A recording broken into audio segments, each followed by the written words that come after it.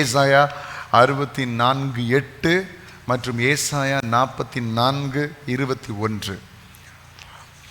ஏசாயா 64:8 மற்றும் ஏசாயா 44:21.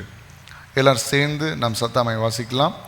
இப்பொழுதும் கர்த்தாவே, நீர் எங்களுடைய பிதா, நாங்கள் களிமண், நீர் எங்களை உருவாக்குகிறவர், நாங்கள் அனைவரும் உமது கரத்தின் கிரியை. யாக்கோபே, இஸ்ரவேலே, இவைகளை நினை. நீ என் தாசன், நான் உன்னை உருவாக்கினேன். நீ என் தாசன், இஸ்ரவேலே, நீ என்னால் மறக்கப்படுவதில்லை. கர்த்தரால் உருவாக்கப்பட்ட நாம் கர்த்தரால் மறக்கப்படுவதில்லை. இன்றைக்கு நாம் தியானிக்க போகிற காரியம், தேவன் அநேக நோக்கங்களுக்காக நம்மை உருவாக்குகிறார். நாம் ஏற்கனவே பார்த்தோம், ஒவ்வொருவரையும் தனித்துவமாக கர்த்தர் என்ன செய்திருக்கிறார், உருவாக்கி இருக்கிறார். ஒவ்வொருவரும் விசேஷித்த விதமாக நீங்கள் உருவாக்கப்பட்டிருக்கிறீர்கள். அதே நேரத்தில் நம்மை ஒவ்வொரு காரியங்களுக்காக கர்த்தர் நம்ம என்ன செய்கிறார், உருவாக்குகிறார். அதில் ஒரு முக்கியமான காரியம் என்னவென்று சொன்னால், நம் அனைவரையும், அவருடைய இரத்தத்தினால் கழுவப்பட்ட நம் அனைவரையும் நன்மை செய்கிறவர்களாக கர்த்தர் உருவாக்குகிறார். நன்மை செய்யக்கூடிய ஒரு பாத்திரமாய், அநேகருக்கு பிரயோஜனப்படக்கூடிய பாத்திரமாய், அநேகருக்கு உதவிகளை செய்கிற ஒரு பாத்திரமாய், அநேகருக்கு துணை நிற்கிற பாத்திரமாய் கர்த்தர் நம்ம என்ன செய்கிறார், உருவாக்குகிறார். இன்றைக்கு நாம் வாழ்ந்து கொண்டிருக்கிற உலகத்தில் பார்க்கும்போது நன்மை செய்கிறவர்களுடைய எண்ணிக்கை குறைந்து கொண்டே இருக்கிறது. எத்தனை பேர் அதை உணர்றீங்க? இந்த உலகத்தில் நன்மை செய்கிற, மற்றவங்களுக்கு ஹெல்ப் பண்ற, மற்றவங்களுக்கு உதவிகளை செய்கிற, மற்றவங்களுக்கு ஒரு காரியம்னா துணை நிற்கிற மனிதர்களுடைய எண்ணிக்கை குறைந்து கொண்டே இருக்கிறது. இப்போ எல்லாம் பிஸ்னஸாக மாறிடுச்சு. முன்னாடி காலத்தில் ஒரு வீட்டில் ஒரு ஃபங்க்ஷன், ஒரு திருமணம், ஏதாவது ஒரு ஃபங்க்ஷன் நடந்துச்சுன்னா வெளியிலிருந்து ஒரு ஆள் உள்ள வரவே மாட்டாங்க. தெரியுமா உங்களுக்கு? எல்லாமே சொந்தக்காரங்க, வீட்டு பக்கத்தில் இருக்கிறவங்க, அவங்க இவங்க எல்லாரும் வந்து, ஒரு நாள் கல்யாணம்னா 3 நாளைக்கு முன்னாடி அந்த இடம் ஃபுல்லாக ஆள் கூட்டமாக தான் இருக்கும். எல்லாரும் சந்தோஷமாக செய்வாங்க. நிறைய பிரச்சனைகளும் உண்டாகும், அது வேற. நிறைய கலவரங்களும் நடக்கும், மாறி மாறி அடி போடுற இடங்களும் உண்டு. ஆனால் நிறைய இடங்களில் சமாதானமாக என்ன செய்வாங்க, நல்லா நடப்பாங்க.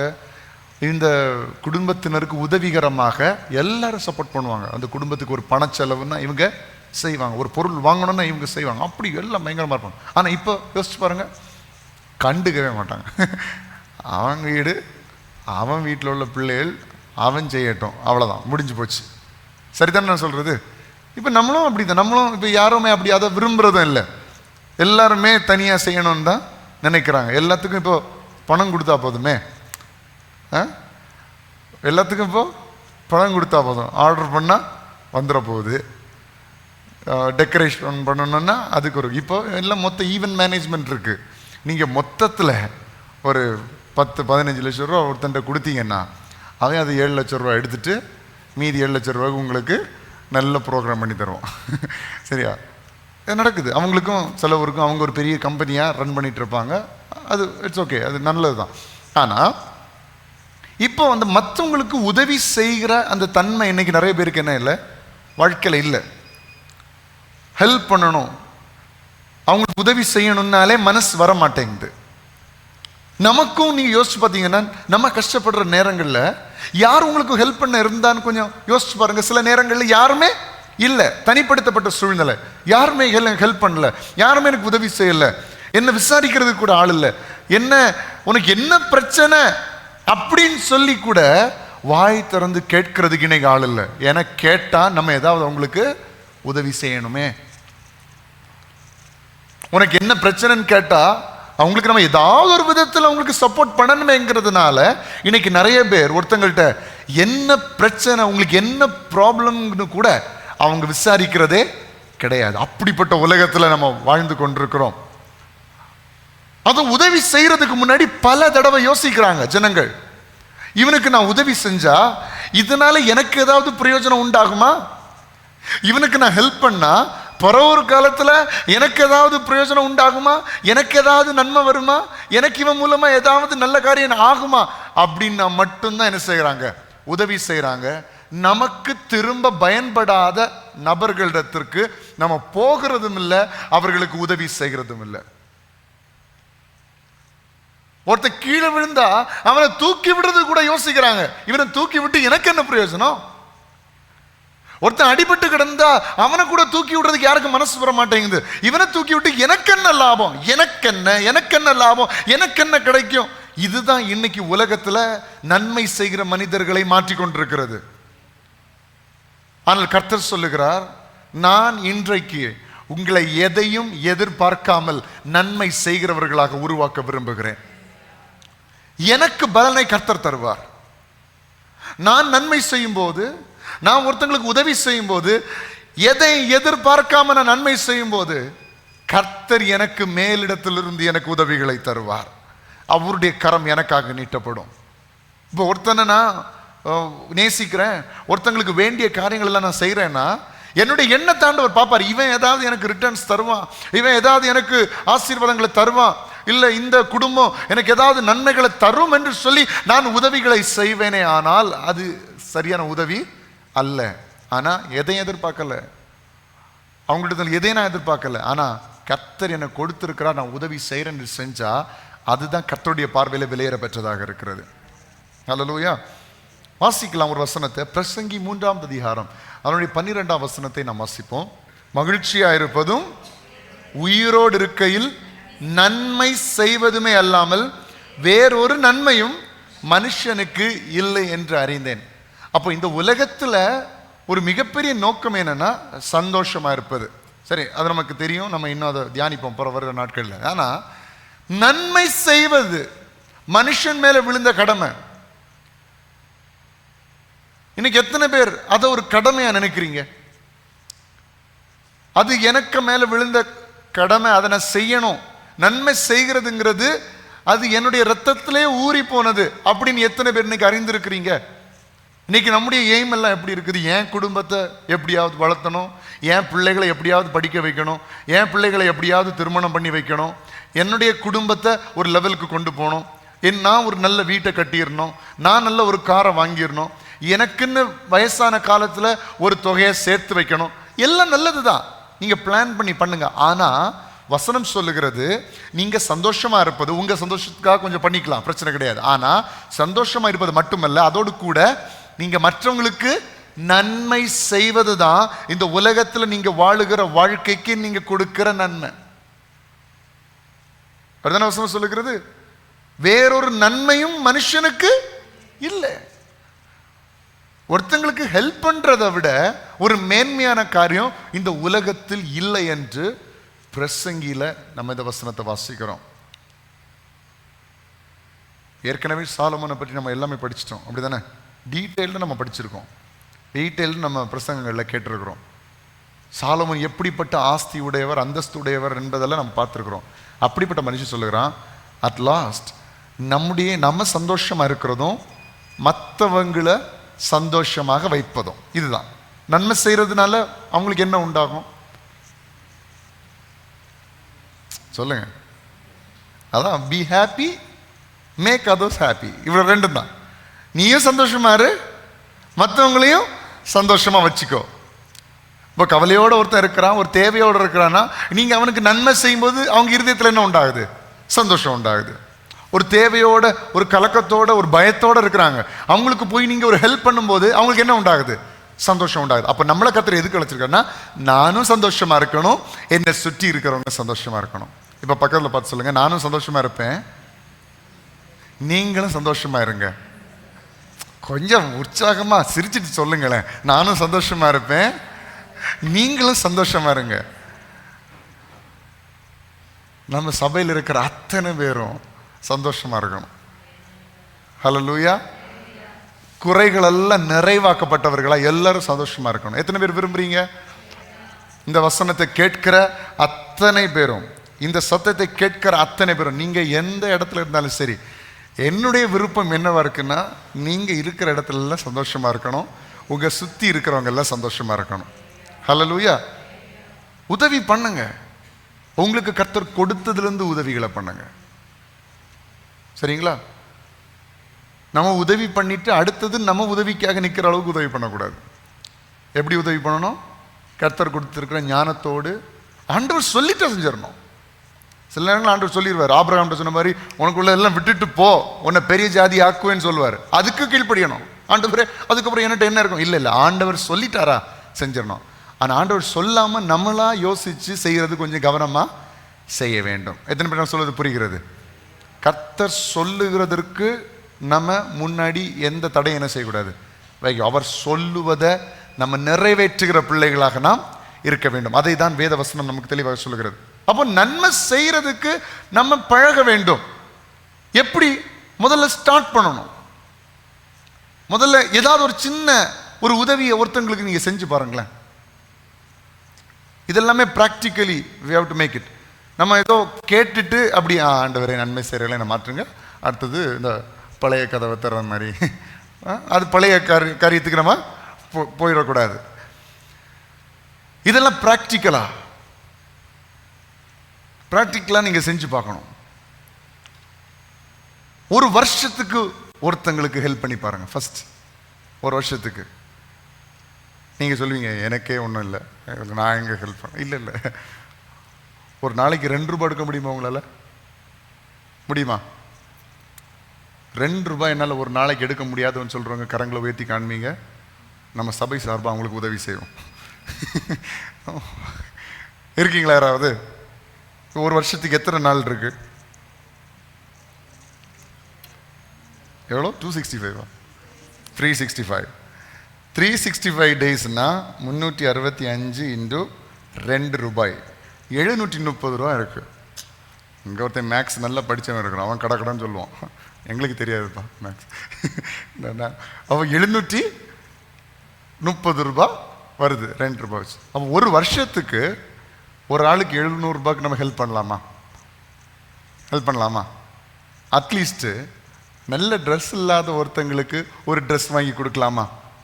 ஒரு நியூ இயர்க்கோ இல்லை ஒரு கிறிஸ்மஸுக்கோ வாங்கி கொடுக்கலாமா? முடியுமா? முடியாதா? ஆனால் கிறிஸ்மஸ் டைமில் நம்மகிட்ட பைசாவே இருக்காது. நியூ இயர் டைமில் நம்மகிட்ட காசே இருக்காது. அதனால தான் நான் சொல்கிறேன், உங்களுக்கு டிசம்பரில் ஒருத்தங்களுக்கு உதவி பண்ணணும்னா நீங்கள் ஜனவரியிலேருந்தே ஸ்டார்ட் பண்ணுங்க. ஒரு 2 ரூபாய், ஒரு 10 ரூபாய், இதை வச்சு ஒரு மனுஷனுடைய வாழ்க்கையை சந்தோஷமாக்க முடியும்.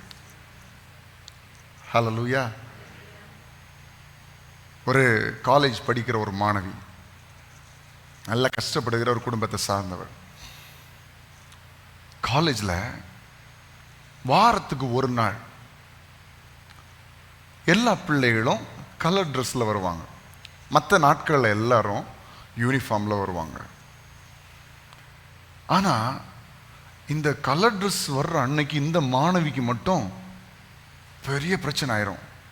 ஏன்னா இவள்கிட்ட நல்ல ட்ரெஸ்ஸு ஒன்று தான் இருக்குது. வீட்டில் அவ்வளோ வறுமை, யாரோ கருணையில் படிக்க வைக்கிறாங்க. அப்போ முதல் நாள் இவ கலர் ட்ரெஸ் போட்டு வர்றா. எல்லா கூட இருக்கிற மாணவர்கள்லாம் பார்க்குறாங்க. ஓகே. அடுத்தது வர்றாங்க, எல்லாரும் வேற கலரில் வேற விதமாக போட்டு வராங்க. இவ அதே ட்ரெஸ்ஸில் வர்றா.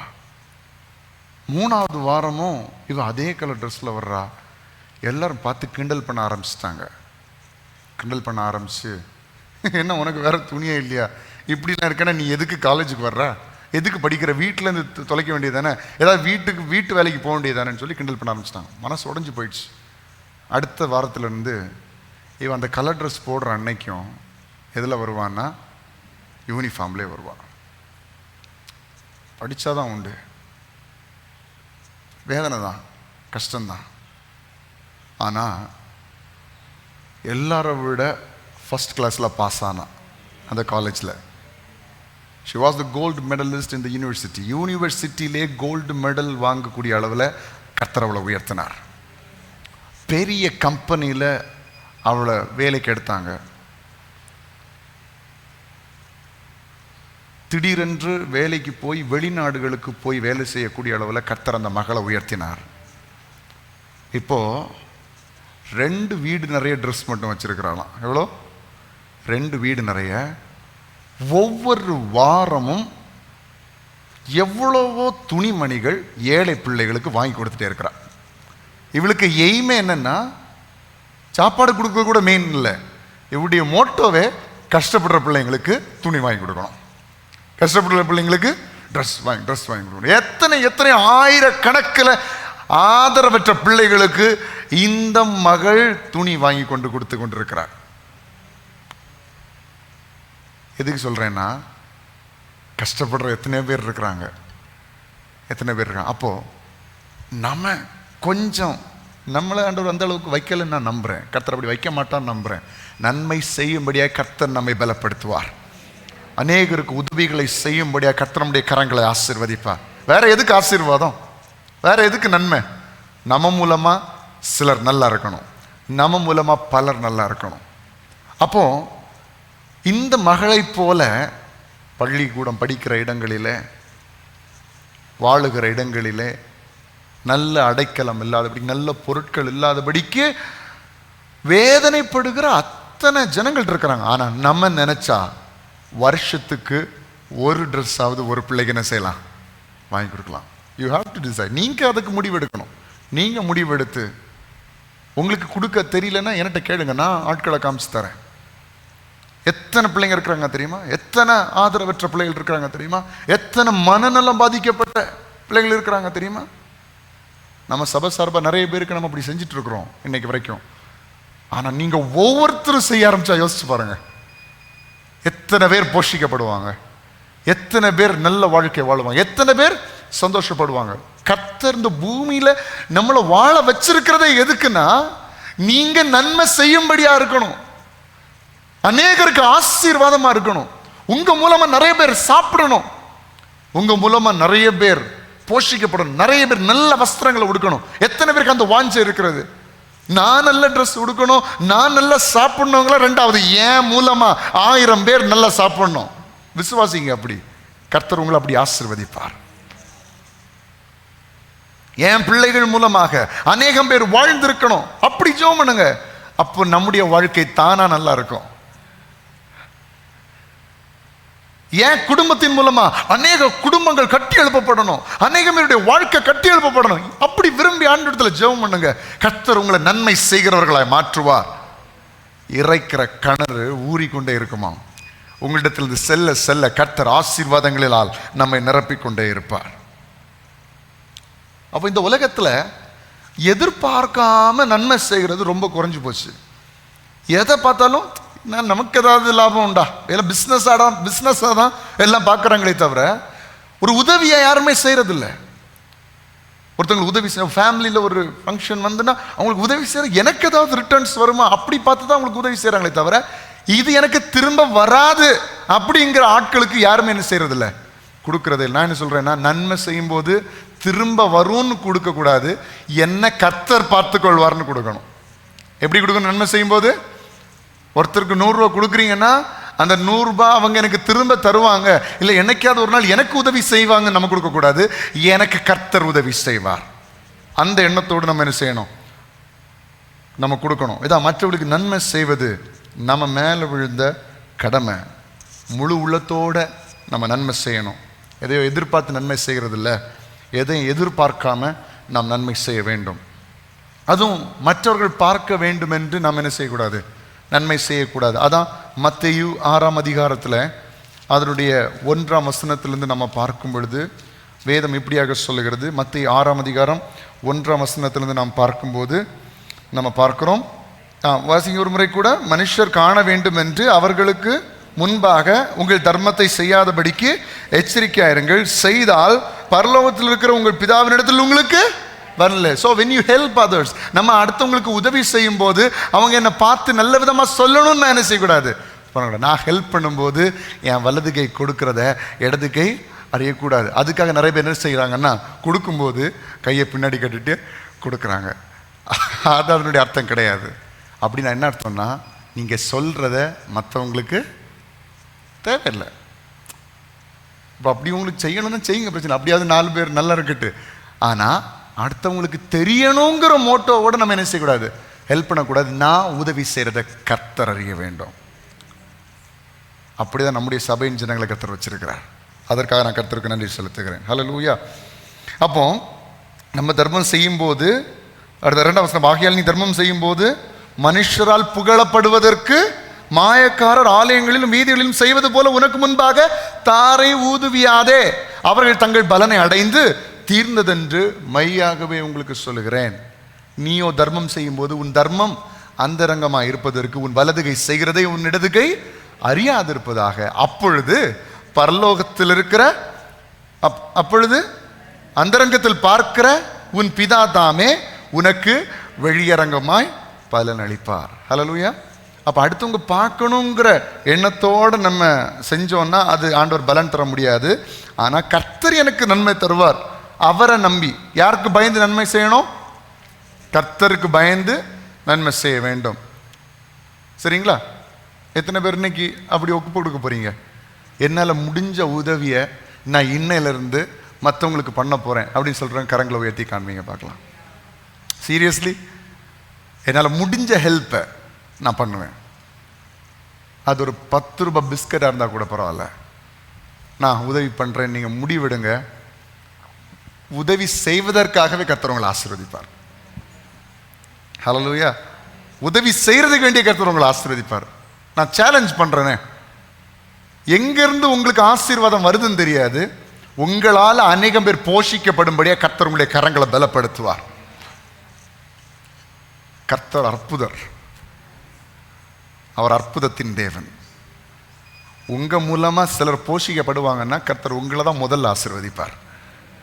நான் அதை விசுவாசிக்கிறேன். அதை கண்கூட நான் பார்த்துருக்கிறேன். அநேகம் பேர், சிலர்லாம் மற்றவங்களுக்கு உதவி செய்கிறதுல பயங்கரமாக இருப்பான். ஆனால் அவங்களுடைய வாழ்க்கையில் குறை ஒன்றே வராது. சில கம்பெனிஸில் பார்த்தீங்கன்னா இந்த முதலாளிகிட்டேருந்து பணத்தை ஆட்டையை போடுறதுக்குன்னே நிறைய பேர் இருப்பாங்க. தெரியுமா உங்களுக்கு? முதலாளி அதை வாங்கிட்டு வான்னு சொல்லுவார்.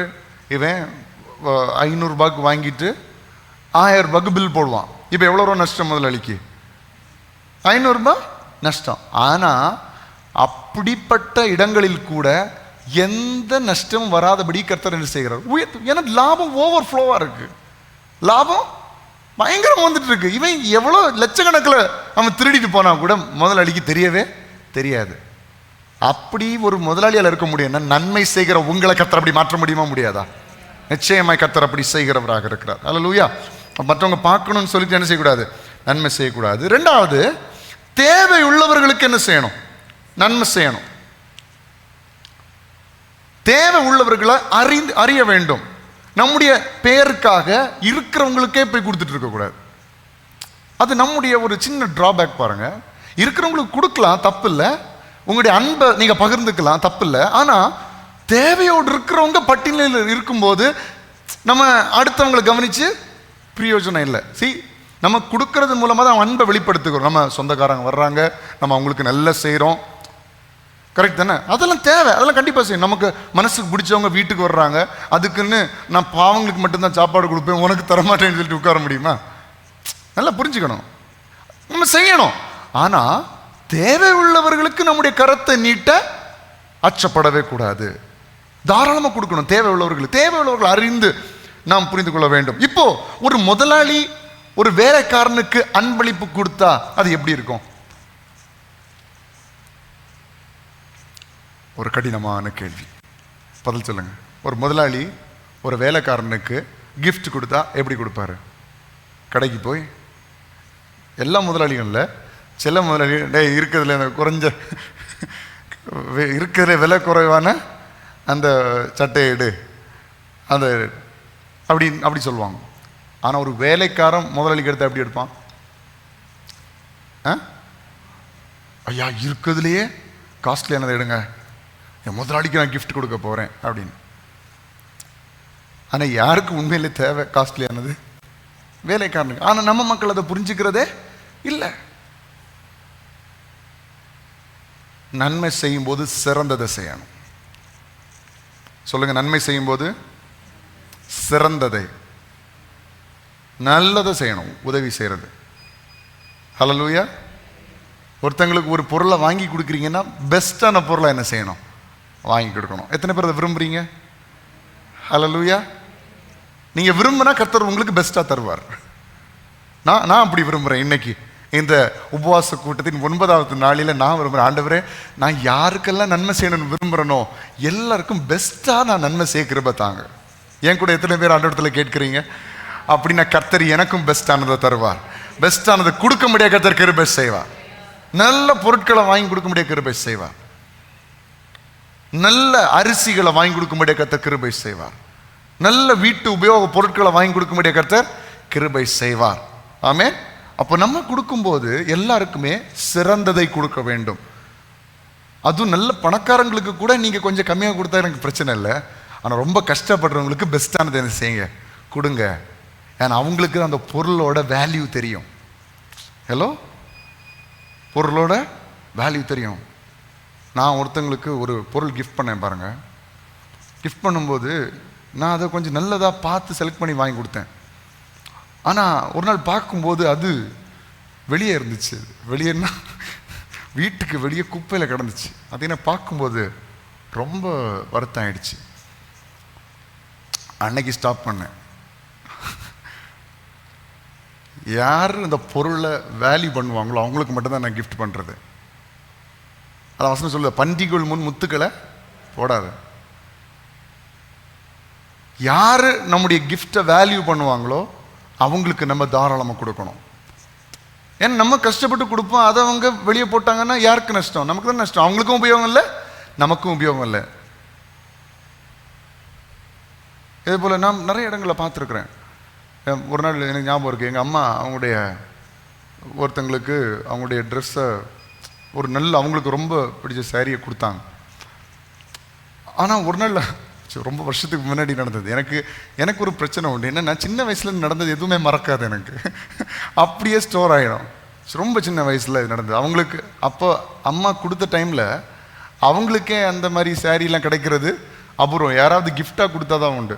வாங்கவே மாட்டாங்க, வாங்குறதுக்குரிய சூழ்நிலைலாம் கிடையாது. அப்போ அவ்வளோ வருஷத்துக்கு முன்னாடி அவங்க அந்த நல்ல சாரியை அவங்க ஒரு ரிலேட்டிவ்காக கொடுத்தாங்க பாருங்கள். நாங்கள் ஒரு நாள் அவங்க வீட்டுக்கு போகும்போது அது தரையில் போட்டு மிதித்து இந்த அழுக்கு துடைக்கிறதுக்கு மாதிரி போட்டிருக்கிறாங்க அந்த சாரியை. எனக்கு அன்னைக்கு மனசில் பதிஞ்சது, இன்னும் அது மாறல. அப்போ ஏன் அதை மிஸ்யூஸ் பண்ணுறாங்க? Because they already have. அவங்கள்ட்ட ஏற்கனவே நல்லதாக இருக்கு. புரியுதுங்களா? அவங்கள்ட்ட ஏற்கனவே நல்ல பொருட்கள் இருக்கு, ஏற்கனவே நல்ல வஸ்திரங்கள் இருக்கு. அப்போ நீங்கள் கொடுக்கும்போது அது வேல்யூபிளா அவங்களுக்கு தேவையில்லை. அப்போ அவங்களுக்கு கொடுத்து அதே சாரியை ஒரு பாவப்பட்டவங்களுக்கு போய் கொடுத்துருந்தா அவங்க பொக்கிஷ மாதிரி வச்சுருப்பாங்க. சொல்ல புரியுது அவங்களுக்கு? அப்போ நான் சில முடிவுகளை நான் எடுத்திருக்கிறேன். எப்படின்னா, யாருக்கு தேவையோ தேவையானதை கொடுக்கணும். தேவையில்லாமல் நம்ம அவங்களுக்காக உதவிகளை செஞ்சு பிரயோஜனமே இல்லை.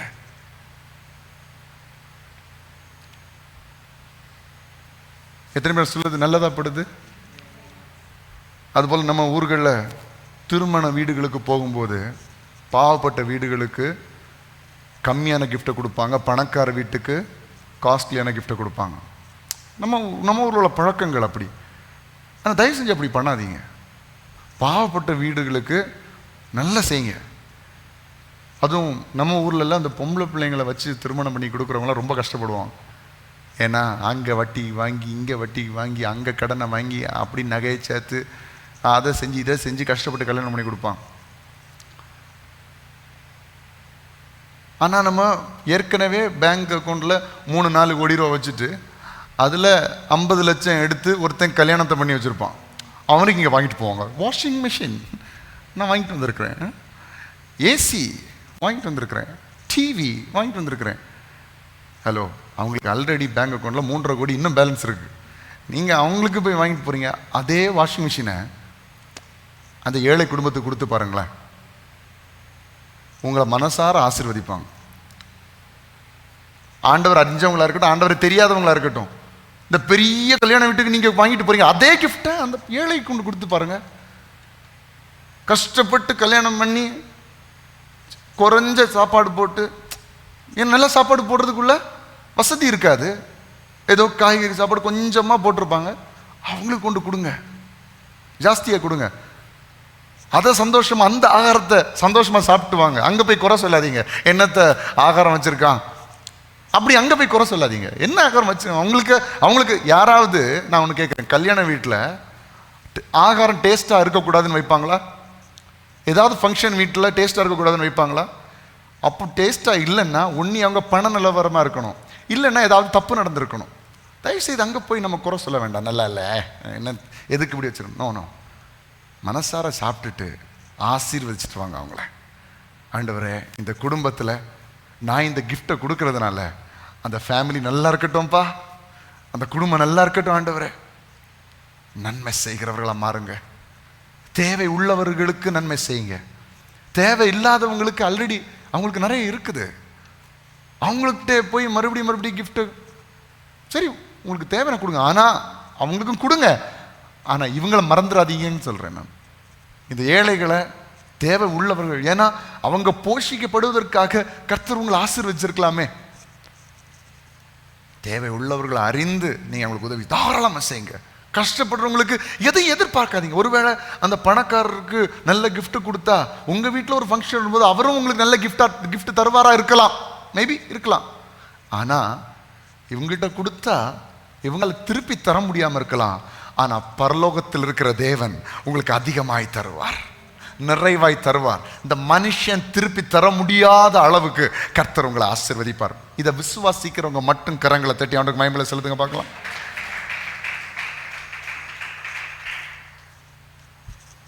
நான் அதிகமாக ஆண்டவரை நம்பி நன்மை செய்யும் போது கர்த்தரன் அதிகமாக ஆசீர்வதிக்கிறார். ஹல்லேலூயா. அப்போ யாருக்கு நன்மைகள் வேண்டும் என்பதை அறிந்து நீங்க நன்மை செய்யுங்கள். நீதிமொழிகள் 25:21 சொல்றது, நம்மளை பகைக்கிறவங்களுக்கு கூட, நம்முடைய எதிராளிகளுக்கு கூட நம்ம என்ன செய்யணுமா? நன்மை செய்யணுமா? வாசிங்க நீதிமொழி 25:21. நீதிமொழிகள் 25:21. உன் சத்துரு பசியாயிருந்தால் அவனுக்கு புசிக்க ஆகாரம் கொடு. எல்லாம் சேர்ந்து வாசிங்க ஒரு முறை கூட. உன் சத்துரு பசியா இருந்தால் அவனுக்கு புசிக்க ஆகாரம் கொடு. நம்ம சத்ரு, உனக்கு பசி தேவைதான், உனக்கு கஷ்டம் தேவைதான், உனக்கு அடி தேவைதான் அப்படி நம்ம சொல்லக்கூடாது. நம்ம என்ன சொல்லணும்னா, சத்ரு பசியா இருந்தா அவனுக்கும் நான் நன்மை செய்வதற்கு நான் தயாராகணும். நிறைய பேர் நமக்கு நன்மை செய்யறவங்களுக்கு நன்மை செய்யணும், அது எல்லாரும் செய்யறாங்க. ஆனால் நம்ம அப்படி இல்லை, நம்மளை பகைக்கிறவங்களுக்கும் நன்மை செய்யணும். மத்தேயு 25:40. மத்தேயு 25:40. கஷ்டப்படுறவங்களுக்கு, வேதனைப்படுகிறவர்களுக்கு நீங்க நன்மை செய்தா அது யாருக்கு செய்ததா சமம்? தேவனுக்கு செய்ததா சமம். மத்தேயு 25:40. மிகவும் சிறியவராகிய என் சகோதரரான இவர்களில் ஒருவனுக்கு நீங்கள் எதை செய்தீர்களோ அதை எனக்கே செய்தீர்கள் என்று மெய்யாகவே உங்களுக்கு சொல்லுகிறேன் என்பார். பார்த்தீங்களா? நீங்க சிறியர்ல ஒருத்தங்களுக்கு உதவி செய்யும்போது யாருக்கு செய்றீங்க? தேவனுக்கு செய்கிறீர்கள். அப்ப நீங்க யாரிடத்திலிருந்து எதிர்பார்க்கணும்? கர்த்தரிடத்திலிருந்து எதிர்பார்க்க வேண்டும். கர்த்தர் பெரிய காரியங்களை செய்வார். அதே போல லூக்கா அதனுடைய 6வது அதிகாரம், லூக்கா 6ஆம் அதிகாரம் அதனுடைய 32ஆம் வசனத்திலிருந்து நாம் வாசிக்கும் போது, உங்களை சிநேகிக்கிறவர்களையே நீங்கள் சிநேகித்தால் உங்களுக்கு பலன் என்ன? பாவிகளும் தங்களை சிநேகிக்கிறவர்களே சிநேகிக்கிறார்களே. உங்களுக்கு நன்மை செய்கிறவர்களுக்கே நீங்கள் நன்மை செய்தால் உங்களுக்கு பலன் என்ன? பாவிகளும் அப்படியே செய்கிறார்களே. திரும்ப கொடுப்பார்கள் என்று நம்பி நீங்கள் கடன் கொடுத்தால்னா நன்மை செய்தால், அதுதான் என்னது அதனுடைய அர்த்தம். இப்ப திரும்பி தருவாங்க அப்படின்னு சொல்லி ஒருத்தங்க வாங்கினா நீங்க நம்பி இருக்கலாம். புரியுதுங்களா உங்களுக்கு? நான் திருப்பி தருவேன் அப்படின்னு சொல்லி உங்களிடத்துல ஒருத்தர் கேட்டா நீங்க கொடுக்கும்போது நீங்க அதை நம்பலாம். ஆனா நம்மளா நன்மை செஞ்சுட்டு அதை திருப்பி நம்ம என்ன செய்யக்கூடாது? புரியுதுங்களா? நம்ம நன்மை செஞ்சுட்டு, நம்மளோட வாலண்டியரா நம்ம நன்மை செஞ்சுட்டு மனுஷங்க இடத்துல எதிர்பார்க்க கூடாது, நம்ம கர்த்தர் இடத்துல வந்து எதிர்பார்க்கணும். கர்த்தர் எனக்காக அதான் திரும்பி கொடுப்பார்கள் என்று நம்பி நீங்கள் கடன் கொடுத்தால் உங்களுக்கு பலன் என்ன? திரும்ப தங்களுக்கு கொடுக்கும்படியாக பாவிகளும் பாவிகளுக்கு கடன் கொடுக்கிறார்களே. உங்கள் சத்துருக்களை சிநேகியுங்கள், நன்மை செய்யுங்கள், கைமாறு கருதாமல் கடன் கொடுங்கள், அப்பொழுது உங்கள் பலன் மிகுதியாக இருக்கும். நம்மகிட்ட யாராவது கடன் பிரச்சனையில் கடன் கேட்கும்போது நம்மளால் முடியும்னா அப்படியே கொடுத்துடணும். சரிங்களா? அப்படி நம்ம எதிர்பார்க்காம கொடுத்துடணும். இல்லைன்னா எதிர்பார்க்காத அமௌண்ட்டையாவது என்ன செஞ்சிடணும், கொடுத்துடணும். ஒருத்தங்க 1000 ரூபாய் கேட்குறாங்கன்னா உங்கள்கிட்ட 100 ரூபாய் தான் எதிர்பார்க்காம கொடுக்க முடியும்னா அந்த 100 ரூபாயை கொடுத்து நீங்கள் எனக்கு திரும்ப தர வேண்டாம் அப்படின்னு சொல்லி கூட நம்ம என்ன செய்யலாம், நன்மைகளை செய்யலாம். கைமாறு கருதாமல் என்ன செய்யணும், கடன் கொடுக்க வேண்டும். அப்பொழுது உங்கள் பலன் மிகுதியாக இருக்கும். உன்னதமானவருக்கு நீங்கள் பிள்ளைகளாக இருப்பீர்கள். அவர் நன்றி அறியாதவர்களுக்கும் துரோகிகளுக்கும் நன்மை செய்கிறார். இயேசு யாருக்கெல்லாம் நன்மை செஞ்சாரு? நன்றி அறியாதவர்களுக்கும் துரோகிகளுக்கும் அவர் நன்மை செய்கிறார். நாமும் அப்படி நன்மை செய்கிறவர்களாக மாற்றப்பட வேண்டும். 3 யோவான் அதனுடைய 7வது வசனம். 3 யோவான் அதனுடைய 7வது வசனத்தில் நம்ம பார்க்கும்போது 11ஆம் வசனம். 3 யோவான் அதனுடைய 11ஆம் வசனம். பிரியமானவனே, நீ தீமையானதை பின்பற்றாமல் நன்மையானதை பின்பற்று. நன்மை செய்கிறவன் தேவனால் உண்டாயிருக்கிறான். எல்லாம் சொல்லுங்க, நன்மை செய்கிறவன் தேவனால் உண்டாயிருக்கிறான். நீங்க கர்த்தரால் உருவாக்கப்பட்ட ஜனமாய் இருந்தால் நீங்கள் நன்மை செய்வீர்கள். அப்ப இன்றைக்கு இந்த 9வது நாளில் கர்த்தர் உங்களை எப்படி உருவாக்க விரும்புகிறார்னா, உங்களை நன்மை செய்கிறவர்களாக உருவாக்க விரும்புகிறார். லூக்கா 10ஆம் அதிகாரம் அதனுடைய 25ஆம் வசனத்திலிருந்து 37ஆம் வசனம் வரைக்கும் நீங்கள் வீட்டில் போய் வாசியுங்கள். அங்க ஒருவன் கள்ளர் கையில் அகப்பட்டு குற்றுயிராய் கிடக்கிறான். அந்த இடத்துல லேவியர் வருகிறார், ஆசாரியன் வருகிறார். ஆனா பார்த்துட்டும் பார்க்காத மாதிரி போகிறார். ஆனா சமாரியன் ஒருவன் வருகிறான். வந்து குற்றுயிர கிடக்கிறவனை பார்த்து அவனை எழுப்பி அவனுடைய காயங்களை கட்டி அவனுக்கு திராட்சரசம் கொடுத்து அவனை ஒரு சத்திரத்தில் என்ன செய்கிறான், கொண்டு போய் விடுகிறான். நான் இப்ப கேட்கிறேன், இந்த சமாரியன் இந்த கள்ளர் கையில் அகப்பட்டு கிடக்கிற இந்த மனுஷன், குற்றுயிராய் கிடக்கிற, ஜீவன் பிழைக்குமா பிழைக்காதா என்கிற லெவல்ல இருக்கிற இந்த மனுஷனுக்கு உதவி செய்தது, இவன் எனக்கு ஏதாவது திரும்ப தருவான் எதிர்பார்த்த செஞ்சிருப்பாரு. இவன் எனக்கு ஏதாவது திரும்ப ஆசீர்வாதம் கொடுப்பான செஞ்சிருப்பாரு. இல்ல, ஒரே ஒரு காரணம், நான் என்னால முடிந்த நன்மையை நான் செய்ய வேண்டும். இன்றைக்கு இதை கேட்கிற பிள்ளையே, நமக்கு திரும்ப கிடைக்கும் அப்படிங்கிற நன்மை அல்ல, எனக்கு தேவன் என்னை ஆசீர்வதிப்பார், என்னுடைய கரங்களை அவர் பலப்படுத்துவார். நான் உயிரோடு இருக்கும் நாளெல்லாம் மகிழ்ச்சியா இருப்பேன், மற்றவர்களை மகிழ்ச்சியாய் வைப்பேன். நானும் சந்தோஷமா இருப்பேன், மற்றவங்களையும் சந்தோஷமா வைப்பேன். நானும் நன்மை செய்வேன், மற்றவர்களை நன்மை செய்கிறவர்களாய் மாற்றுவேன். இன்றைக்கு இந்த வசனத்தின்படி நீங்க உங்களை ஒப்பு கொடுத்தா, கர்த்தர் வரும் நாட்களிலே இந்த சத்தத்தை கேட்டுக்கொண்டிருக்கிற அத்தனை பேருடைய வாழ்க்கையும் நன்மை செய்கிறவர்களாக உருவாக்குவார். நன்மை செய்கிற பலனை கர்த்தர் உங்களுக்கு தருவார். நமக்கு இருந்தால் தானே நன்மை செய்ய முடியும், நமக்கு இருந்தால் தானே மற்றவங்களுக்கு கொடுக்க முடியும். அப்படின்னா நீங்க மற்றவங்களுக்கு நன்மை செய்யணும்னு நினைவு ஜெபம் பண்ணுங்க. மற்றவங்களுக்கு கொடுக்கக்கூடிய அளவில் கர்த்தர் உங்களை திடப்படுத்துவார், உங்களை பொருளாதாரத்தால் ஆசீர்வதிப்பார், உங்களுக்கு நன்மைகளை மிகுதியாக தருவார், ஆசீர்வாதங்களை மிகுதியாக தருவார். உங்களின் நிமித்தம் அநேக ஜனங்கள் ஆசீர்வாதமாக இருப்பார்கள்.